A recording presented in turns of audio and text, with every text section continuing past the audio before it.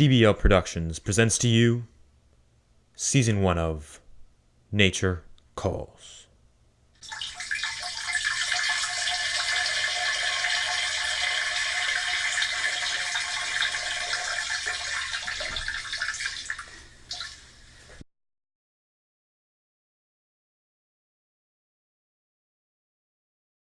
Oh, hey there. I'm Everest Dean, wilderness expert and bestiality extraordinaire.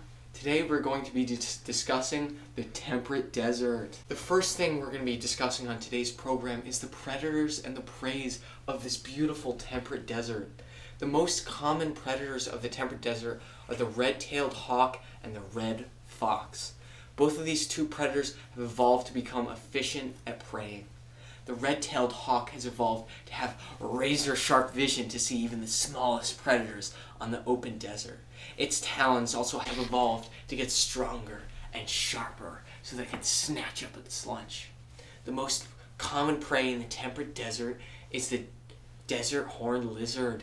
This creature has evolved to bury itself under the sand as quickly as possible so that it can escape from the fierce red-tailed hawk. So the next thing we're going to be discussing is the interspecific competition. The desert coyote and the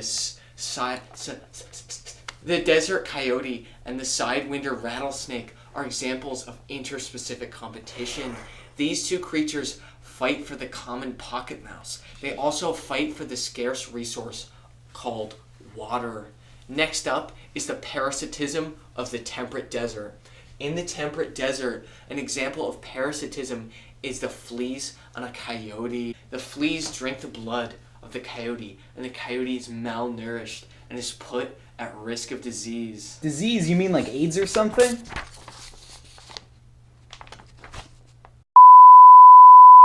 Guess what, everyone? It's time for a fun fact break.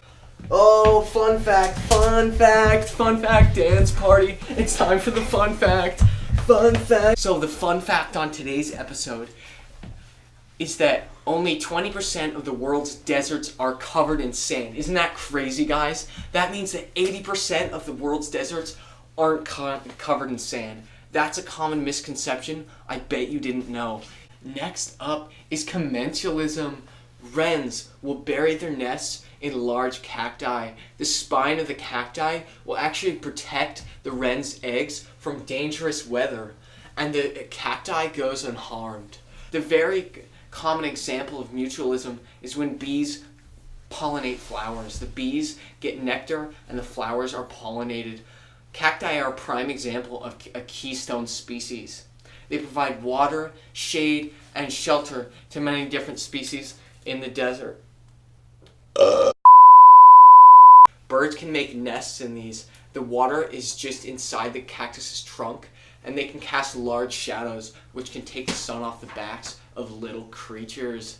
Shrubs and evergreens are a great example of indicator species. They show us how species have evolved in the environment to be able to survive. One thing that affects temperate deserts is climate change. Unlike the last moron who told you that climate change wasn't real, I believe him. The increase in global warming will cause an increase in the desert area, they say. We are already seeing this in the Sahara Desert, they say. The increasing desert sizes can lead to changes in precipitation, one of the most important elements of the ecosystem. That's what they say. Also, an increase in dust storms from deserts has begun to cause an increase in destruction of the desert crops. But that's just what they say. I don't believe what.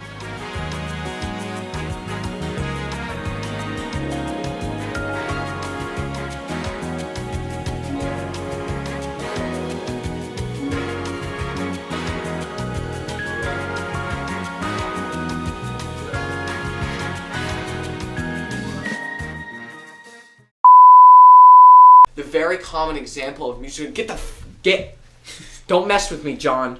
Get off the set. Get off my show. Get off. You're fired. I've been putting up for this for 3 years.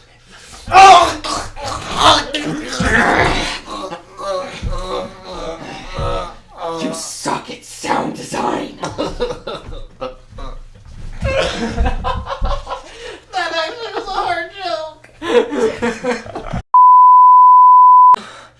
Birds can... Dude, come on. Didn't I fire you like 5 minutes ago? Get off the set, dude. Yeah, alright. Next page, please. Dear God.